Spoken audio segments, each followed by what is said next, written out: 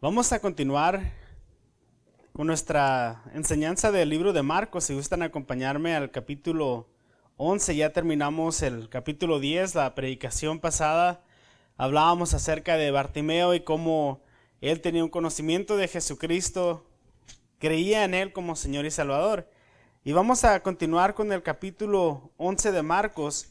Yo tengo aquí Nueva Traducción Viviente, pero para este pasaje voy a estar leyendo de la versión Reina Valera porque es un relato que yo creo que todos hemos escuchado. Me gusta más cómo las palabras que utiliza esta versión de la palabra. Y si ya que lo tengan pueden decir un amén. Es Marcos capítulo 11, vamos a estar leyendo los primeros 11 versículos.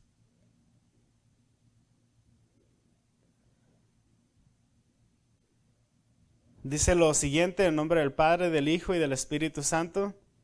Cuando se acercaban a Jerusalén, junto a Betfage y a Betania, frente al monte de los olivos, Jesús envió 2 de sus discípulos, y les dijo: Id a la aldea que está enfrente de vosotros, y luego que entréis en ella, hallaréis un pollino atado, en el cual ningún hombre ha montado, desatadlo y traedlo.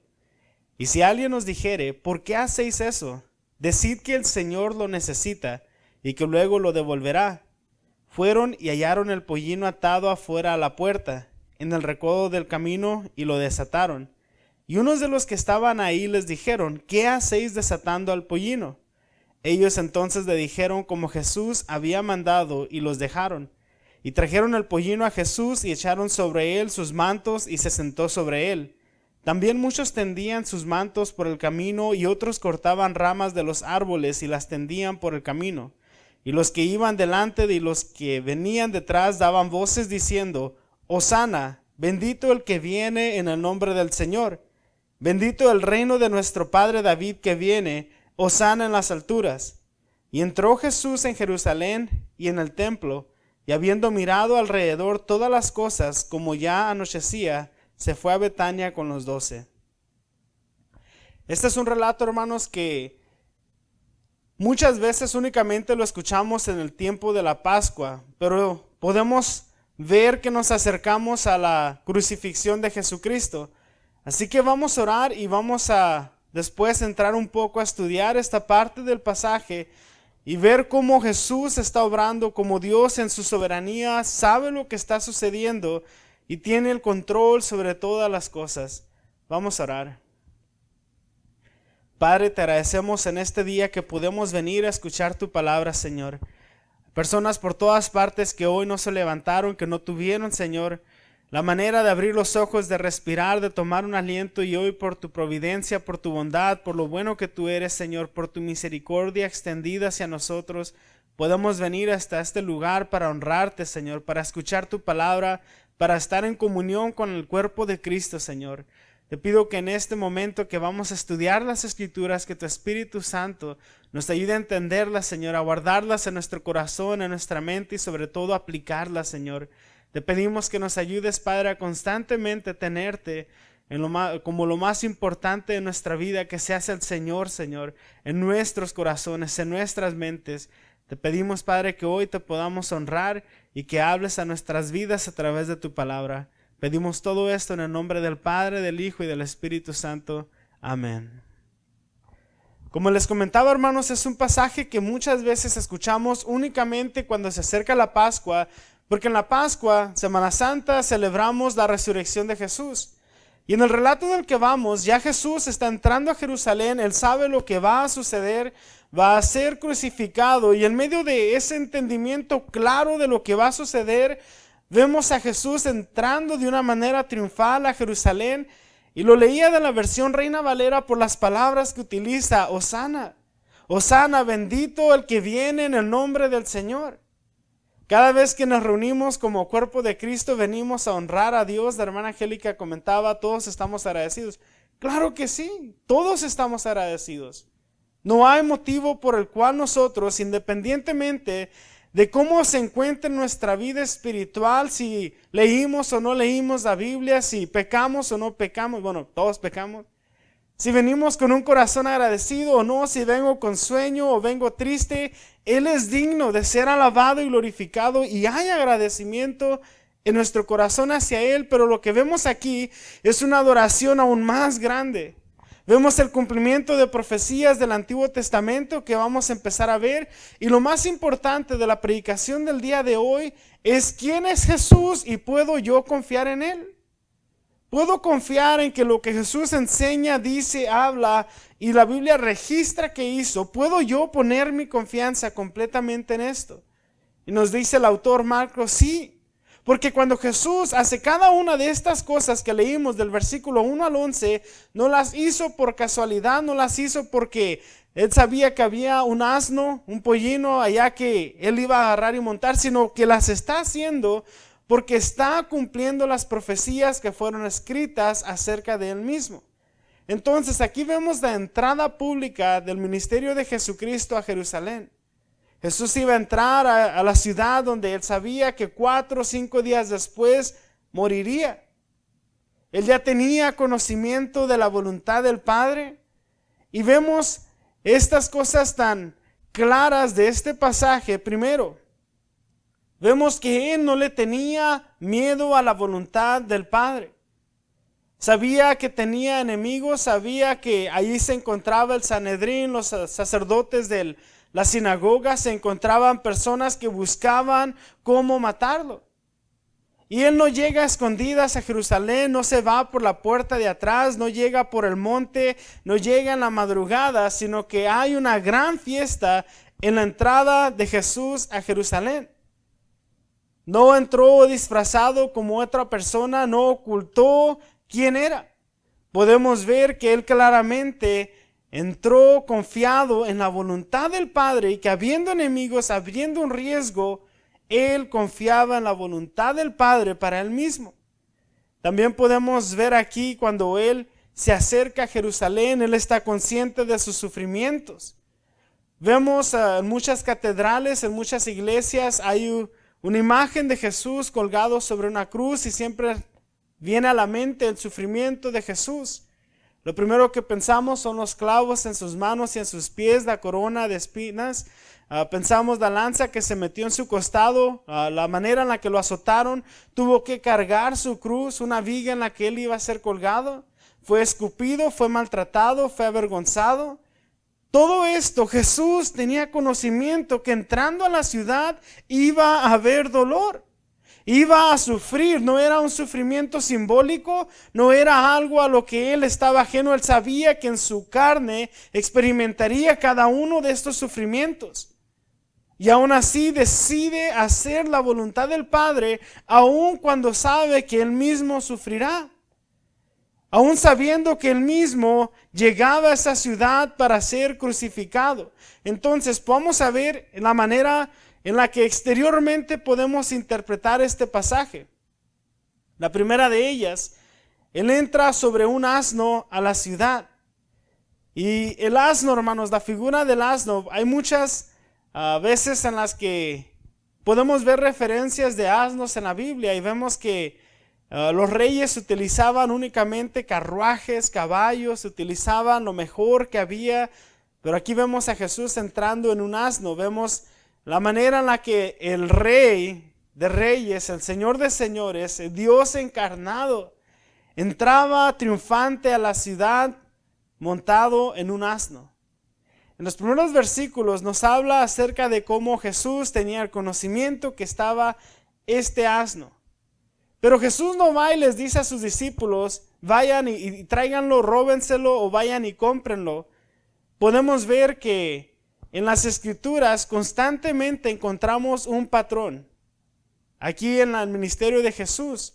Recordemos cuando Él predicaba sobre los barcos, Él no era el dueño del barco, solamente lo pedía prestado. Cuando Jesús tiene la Santa Cena, la última cena con sus discípulos, vemos que piden prestado un aposento alto, un cuarto arriba de la casa, no les pertenecía. Cuando Jesús muere, lo entierran en una tumba que es prestada, no le pertenecía. Y aquí vemos que también entra en un asno que es prestado. No le pertenecía, no era de él, nadie lo había montado jamás, pero era prestado. Podemos ver que en el ministerio de Jesús nada de lo que él hacía lo hacía con una mentalidad de que iba a ser duradero aquí en este mundo material. Todos aquí somos adultos, sabemos que todo se desgasta, todo se quiebra, todo se rompe, todo se acaba. Jesús es nuestro máximo ejemplo en todo y nos muestra cómo nada de lo que tenemos aquí, hermanos, nos vamos a quedar con ello.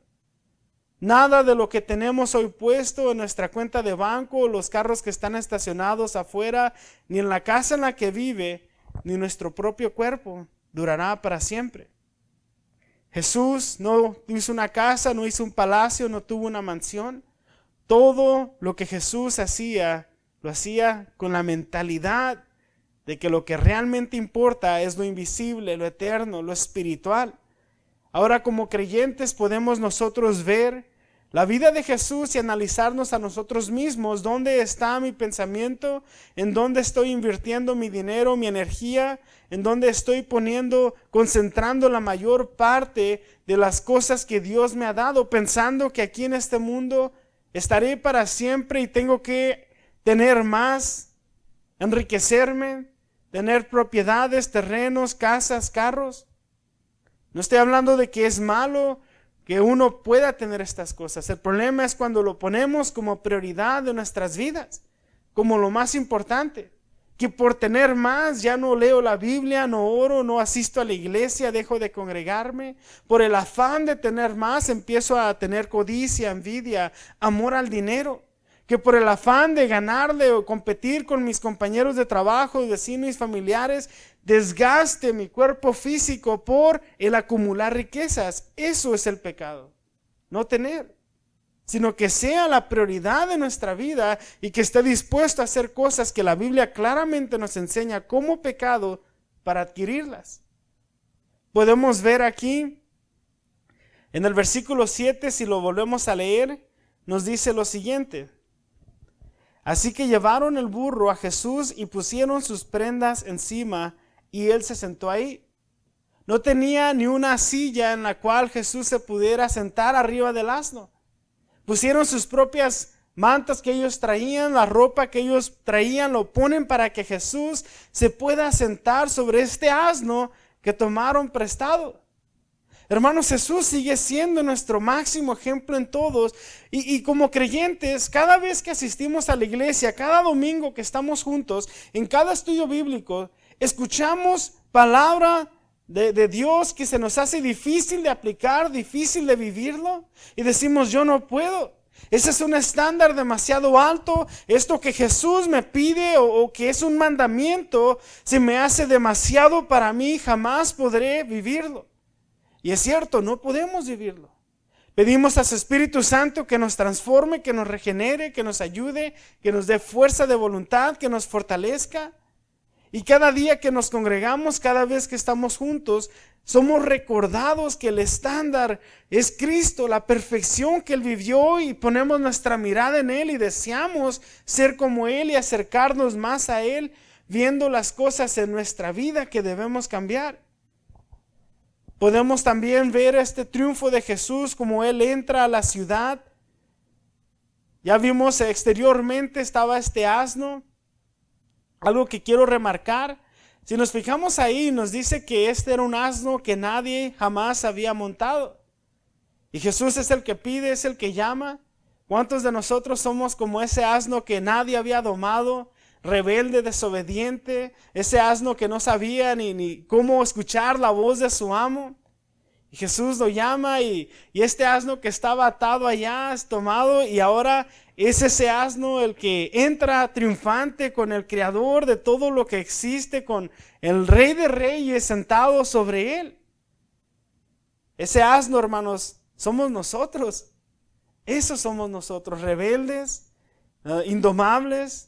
Habíamos estado lejos, pero Él va, lo llama, lo trae y es el que es utilizado para la entrada triunfal de Jesús. Ahora, me gustaría que me acompañaran a Zacarías capítulo 9. Vamos a leer el versículo 9.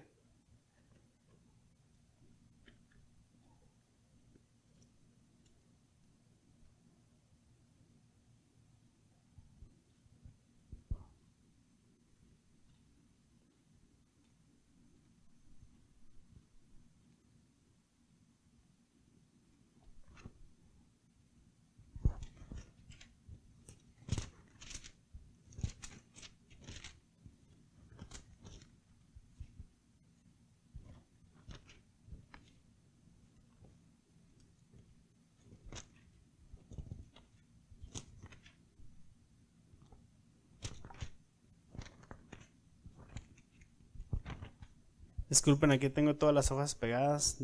Capítulo 9, versículo 9. Voy a leer el siguiente pasaje. Dice, arriba, si nos fijamos antes del versículo 9, dice la venida del rey de Sión. Alégrate, oh pueblo de Sión, grita de triunfo, oh pueblo de Jerusalén. Mira, tu rey viene hacia ti. Él es justo y victorioso, pero es humilde, montado en un burro, montado en la cría de una burra.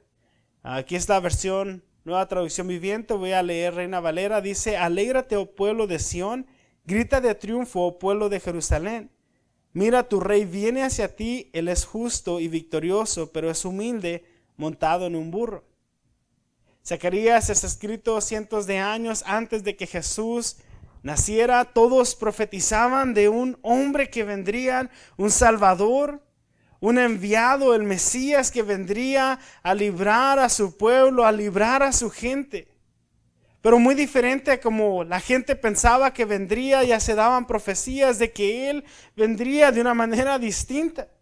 Y entre eso que lo caracterizaba es de que entraría triunfante a Jerusalén, a Sión. Y así es como entra Jesús cumpliendo la profecía que habían dado profetas como Zacarías cientos de años antes de Él. Aquí vemos que en sus Biblias se remarca porque está cumpliendo lo que los profetas del Antiguo Testamento nos enseñan. En Mateo capítulo 21 encontramos el mismo relato y el autor Mateo se encarga de poner escrito de que estaba cumpliendo la profecía de Zacarías. ¿Por qué es importante esto, hermanos?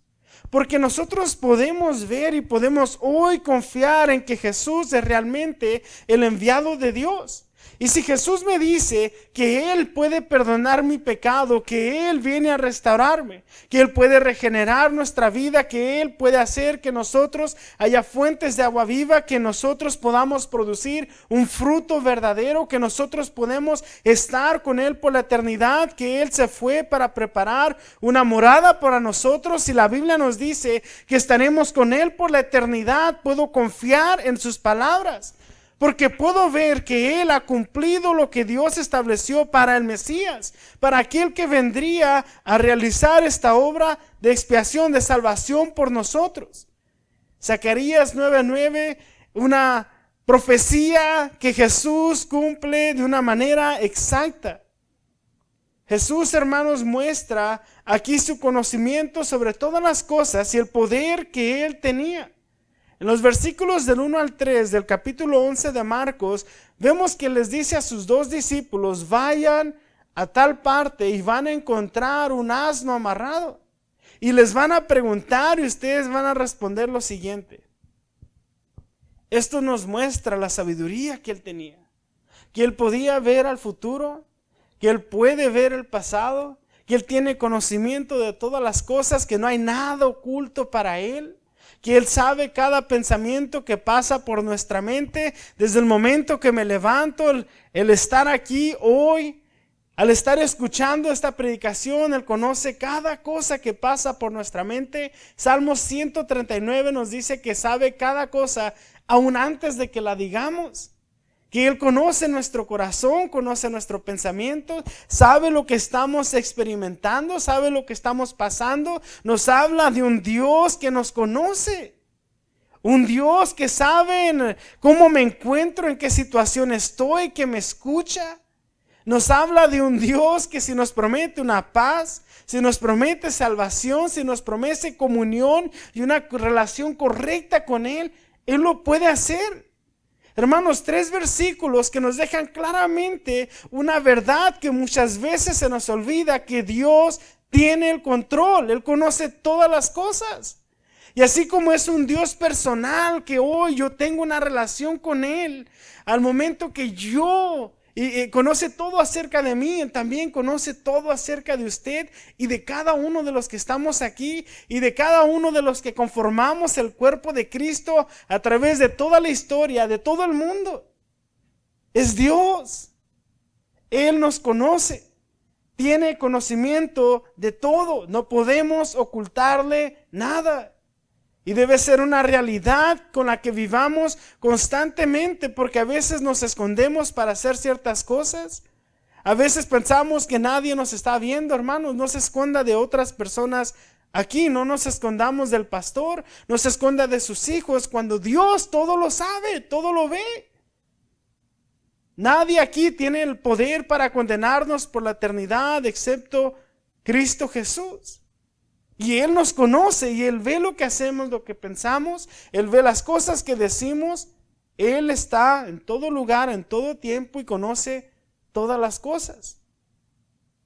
Muchas veces leemos estos pasajes, muchas veces solamente nos enfocamos en el día festivo que se está celebrando y no nos enfocamos en los atributos que vemos claramente entre las líneas de su palabra. Se nos olvida quién es Jesús. Se nos olvida que en estos 11 versículos vemos su omnisciencia, que todo lo sabe, que todo lo conoce. Se nos olvida que Él viene a cumplir las profecías que se habían escrito acerca de Él. Se nos olvida lo que nos dice el versículo 7 y 8 en adelante, donde hablan acerca de un rey que entraría triunfante a la ciudad. Vamos a continuar los siguientes versículos. Aquí podemos ver el dominio que tiene Jesús sobre toda la creación. Como les comentaba, agarran a este asno que nunca había sido montado. Un asno que era rebelde, un asno desobediente. Y me recuerda a Salmos capítulo 8, versículos 5 y 6. Nos habla de que fuimos creados menor que los ángeles. Se nos habla acerca de cómo se nos dio autoridad. Pero si vamos al Nuevo Testamento, podemos ver claramente a qué se refiere este salmo. Si me acompaña Hebreos capítulo 2, vamos a leer del versículo 8 en adelante. Hebreos capítulo 2.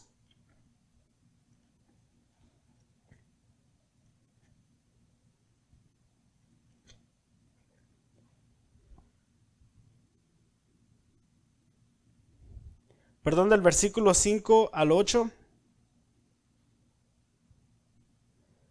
Hebreos 2 del 5 en adelante.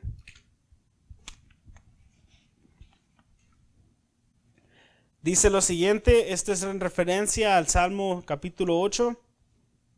Es más, ¿no son los ángeles quienes gobiernan el mundo futuro del cual hablamos? Porque en cierto lugar de las Escrituras dicen, aquí el autor de Hebreos va a hablar acerca de Salmos capítulo 8, versículos 5 y 6. Esto es lo que dice. ¿Qué son los simples mortales para que pienses en ellos? ¿O un hijo de hombre para que de él te ocupes? Sin embargo, por un poco de tiempo los hiciste un poco menor que los ángeles, y los coronaste de gloria y honor. Les diste autoridad sobre todas las cosas. Muchas veces cuando estudiamos la palabra decimos esto se refiere al hombre, a nosotros. Ahora vamos a ver lo que el autor de Hebreos nos dice y nos explica a qué se refiere. Dice el versículo 8, ahora bien, cuando dice todas las cosas significa que nada queda afuera, pero todavía no vemos que todas las cosas sean puestas bajo su autoridad. No obstante, lo que sí vemos es a Jesús, a quien por un poco de tiempo se le dio una posición un poco menor que los ángeles, y debido a que sufrió la muerte por nosotros, ahora está coronado de gloria y honor. Efectivamente, por la gracia de Dios, Jesús conoció la muerte por todos. Dios, para que, y por medio de quien todo fue hecho, eligió llevar a muchos hijos a la gloria. Convenía a Dios que mediante el sufrimiento hiciera a Jesús un líder perfecto, apto para llevarlos a la salvación. El autor de Hebreos está utilizando este pasaje y dice, aquí se nos habla de que todo fue puesto bajo sus pies, pero ¿por qué vemos tanta maldad? ¿Por qué vemos tanta rebeldía en el mundo? ¿Por qué vemos que todo no se ha cumplido como dicen las Escrituras, que ha sido puesto debajo de sus pies?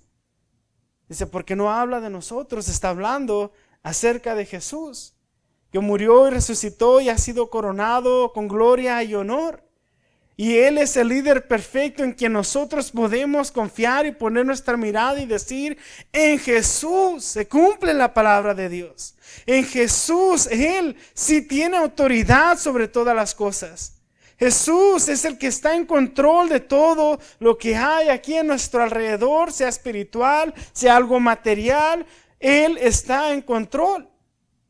Cuando vemos escrituras como esto, hermanos, podemos gozarnos en saber de que tenemos al Dios, confiamos en el Dios, tenemos el conocimiento del Dios verdadero que tiene el control sobre todas las cosas, que en Él todo fue puesto debajo de sus pies, que Él es el que decide absolutamente cada una de las cosas que suceden en la vida del creyente.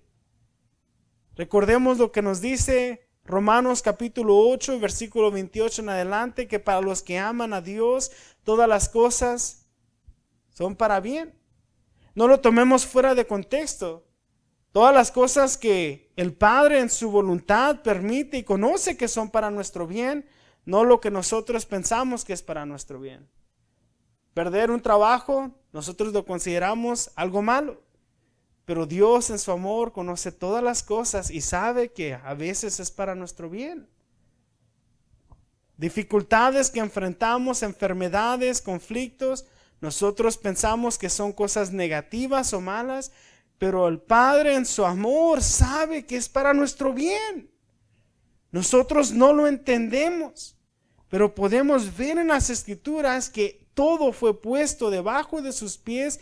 Él sabe lo que está haciendo y nosotros, como simples mortales, podemos confiar en Él, que Él está llevando a cabo su perfecta voluntad para nuestro bien, para aquellos que lo aman. Y es difícil, claro que sí, claro que es difícil, pero es bíblico, es un mandamiento que confiemos en Él. Eso es la fe, hermanos. No sabemos lo que hay el día de mañana, no sabemos qué va a pasar cuando salgamos de aquí de la iglesia, pero tenemos fe en que Dios extiende su misericordia, su protección, su cuidado, su provisión. Tenemos fe de que Él nos cuidará, nos dará salud, que vamos a pasar el verano, que después los niños van a entrar a la escuela, luego vendrá el otoño, luego vendrá el invierno y con el favor de Dios el otro año aquí estaremos. ¿Por qué? Porque confiamos en Él. Entonces, para nosotros como creyentes debe ser de gran gozo conocer quién es Jesús. Vamos a continuar en Marcos capítulo 11. Vamos a leer el versículo 9 y 10.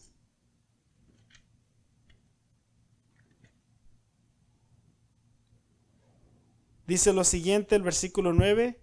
Jesús estaba en el centro de la procesión y la gente que lo rodeaba gritaba: alaben a Dios, bendiciones al que viene en el nombre del Señor, bendiciones al reino que viene, el reino de nuestro antepasado David. Alaben a Dios en el cielo más alto. Es por eso que me gusta más la versión Reina Valera, porque utiliza la palabra Hosana. 9 y 10 dice lo siguiente: y los que iban delante y los que venían detrás daban voces diciendo: Hosana, bendito el que viene en el nombre del Señor, bendito el reino de nuestro padre David que viene, Hosana en las alturas. Adoración. Estaban exaltándolo. Esto es la verdadera adoración a Dios, hermanos. Muchas veces nuestra adoración se basa en cómo me siento. Y venimos y decimos: Dios, aunque estoy bien sufrido y lastimado, te voy a ofrecer mi adoración como un sacrificio vivo, porque... No, hermanos. La adoración verdadera no tiene que ver nada con cómo me siento, con si vine contento o vine desanimado, con que si hice o no hice en la semana. La adoración verdadera es cuando alabamos a Dios por quien Él es, por lo que Él ha hecho en el pasado, por lo que está haciendo hoy en este momento y lo que su palabra nos dice que Él va a hacer. La adoración verdadera es la adoración que se le rinde a Dios por sus atributos. Porque Él es eterno, porque Él es bondadoso, porque Él es eterno, porque Él siempre ha cuidado de nosotros. Por cada una de las características que su palabra nos habla, que nosotros podemos glorificarle y honrarle, porque Él es el único que existe con cada uno de esos atributos. Esa es la adoración verdadera. Estas personas llegan y empiezan a adorarle a Él, adorarlo. Y ninguna de esas palabras en la adoración que se le rinde a Él tiene que ver con el hombre, tiene todo que ver con Dios. Esa es la actitud con la que debemos venir ante Él. Voy a leer el versículo 11. Dice, y entró Jesús en Jerusalén y en el templo, y habiendo mirado alrededor todas las cosas, como ya anochecía, se fue a Betania con los 12. En el versículo 11 vemos que Jesús llega a la ciudad y lo primero que hace es que se va directamente a la sinagoga, al templo de ellos. Lo primero que hace cuando entró a la ciudad no fue visitar los restaurantes más finos o los puntos turísticos. Entra al templo, directamente a ese lugar, no donde se encontraba un gran banquete, sino el lugar donde Él pertenecía. No buscó entretenimiento, no buscó algo más que le llamara la atención. Llega directamente al lugar donde Él sabe que debe estar. Entonces, aquí vemos que Jesús viene con una misión a Jerusalén. Como les comentaba al inicio de la predicación, del capítulo 11 en adelante, Jesús permanece en Jerusalén. Vamos a empezar a ver cómo Jesús prepara a sus discípulos para el momento en el que Él es entregado. Cómo Jesús ora por sus discípulos, habla acerca del reino venidero. Y con el favor de Dios vamos a estar estudiando cada uno de esos pasajes. Vamos a estar viendo a detalle cómo Jesucristo entregó su vida y resucitó de entre los muertos. Y cómo hay evidencia en las Escrituras acerca de que la tumba está vacía y Jesucristo vive y reina en este instante. Así que en el versículo 11 vemos cómo Él entra al templo directamente, y es algo que debe llamar la atención porque también tenemos una profecía en el Antiguo Testamento haciendo referencia a lo que Jesús hace en este pasaje. Es el último versículo que tenemos. Si gusta acompañarme, Malaquías 3, versículo 1 al 4.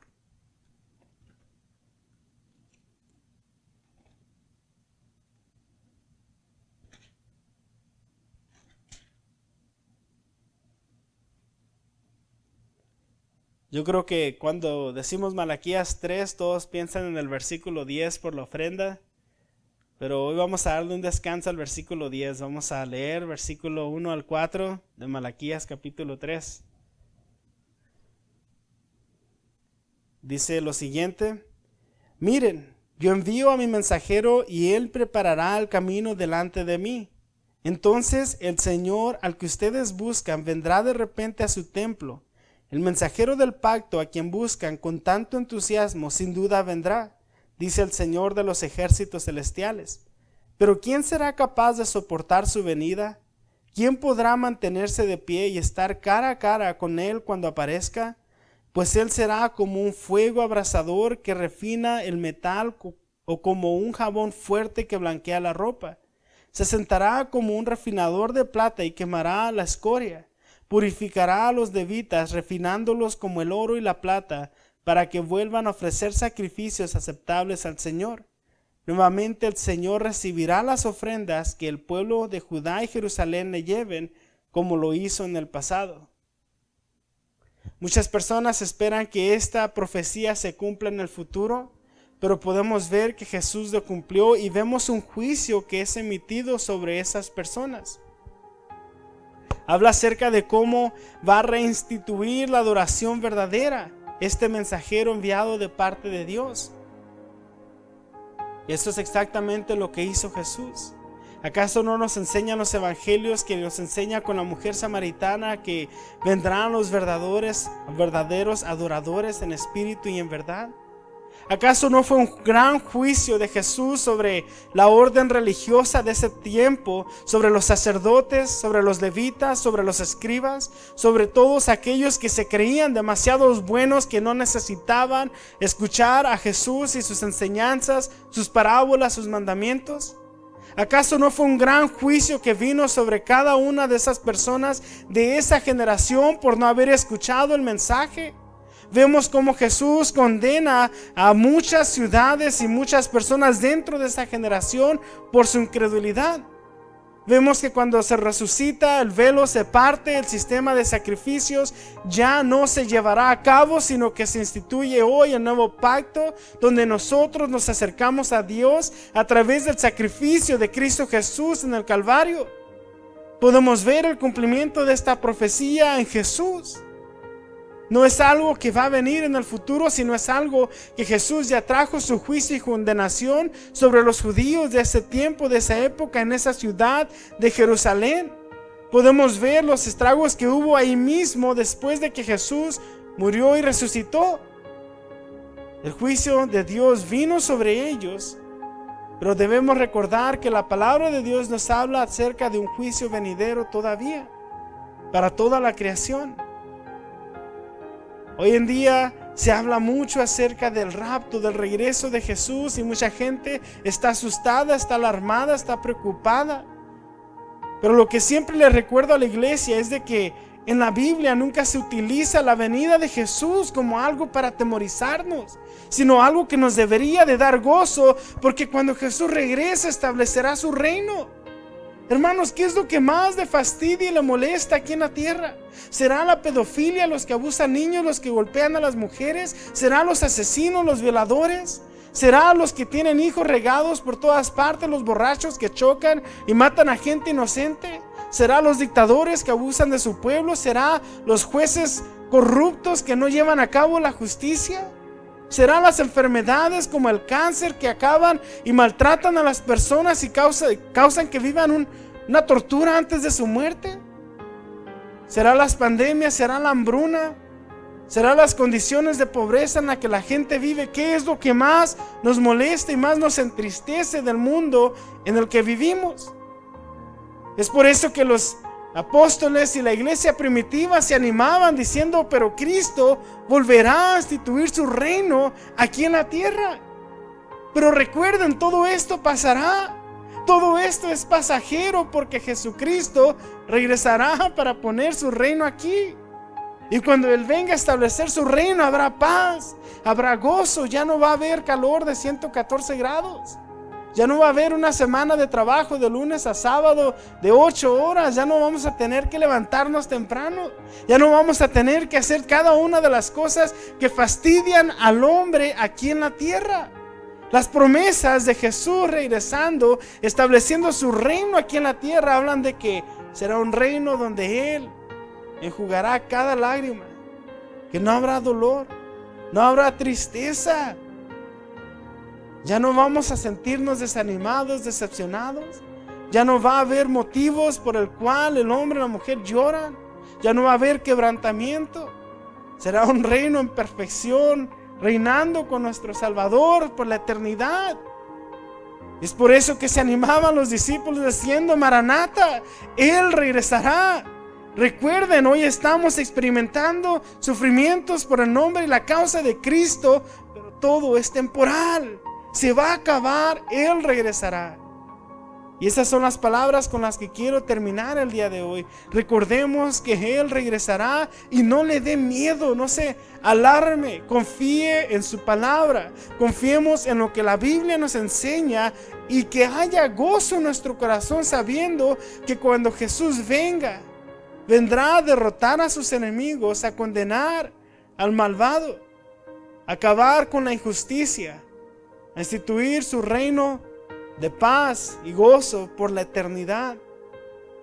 Así que en este día, hermanos, vamos a terminar orando, agradeciéndole a Dios por su providencia primeramente, porque otro domingo podemos estar en este lugar, hermanos, porque Él ha sido bueno con nosotros, porque no nos hace falta nada, porque Él es bueno con su iglesia. Y a pesar de que en este mundo hay imperfección, Hebreos capítulo 2 nos enseña que Jesús es perfecto. Podemos poner nuestra mirada en Él, podemos confiar en Él, que todo ha sido puesto debajo de sus pies, que Él es nuestro Salvador, el enviado, como nos dice Zacarías y Malaquías, y podemos saber que en Él encontramos todo lo que necesitamos y aún más que eso, hermanos. Si gustan ponerse de pie, vamos a orar.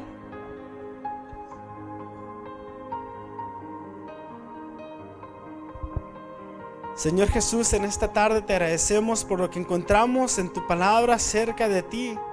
Muchas veces leemos las escrituras y no ponemos atención o prestamos, Señor, atención a cada uno de los atributos que podemos ver y cada una de las líneas y versículos que podemos, Señor, nosotros tener acceso. Te agradezco por la iglesia, Señor, por cada uno de los que están aquí, porque tu Espíritu Santo los ha regenerado, has puesto fe en ellos para creer, han nacido de nuevo, Señor, y hoy podemos entender las cosas espirituales, Padre. Podemos poner nuestra confianza en ti, Señor Jesús, que tú eres el enviado de Dios. Podemos ver, Señor, cómo tú viniste a cumplir cada una de esas profecías y quedamos maravillados de cómo hay tanta evidencia en la palabra para que el hombre crea en ti. Te pido, Señor, que aumentes hoy nuestra fe para poder creer en tus promesas. Aumenta nuestra fe, Señor, para poder caminar de una manera que te honre y te glorifique a ti, Señor Jesús. Así como esas personas salían a poner sus mantos y esas ramas delante de ti, gritando Hosana, viene el reino. Viene el reino descendiente de David, Señor, que podamos reconocerte en nuestras vidas y traerte gloria y honra a ti en todo lo que hagamos, Señor Jesús. Te pido que transformes nuestro corazón, regeneres nuestra manera de pensar, Señor. Te pido que tengamos la perspectiva correcta y bíblica de quién eres. Te pido, Señor, que obres en la iglesia, que como iglesia podamos honrarte a ti, Señor Jesús. Y te pido por cada uno de los hermanos que están aquí, obra en su corazón, en su mente, Señor. Quita cualquier incredulidad que haya en ellos, Señor. Pedimos que nos ayudes a ser más como tú, a poner nuestra mirada en ti, Señor.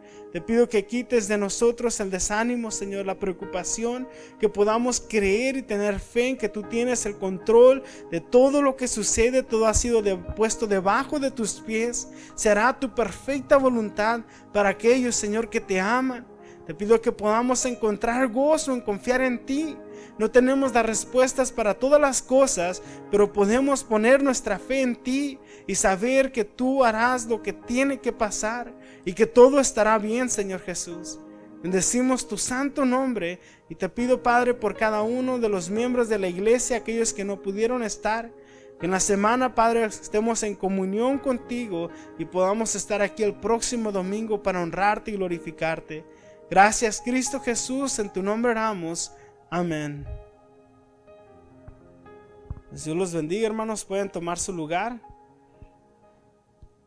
y quedamos despedidos. Dios los bendiga.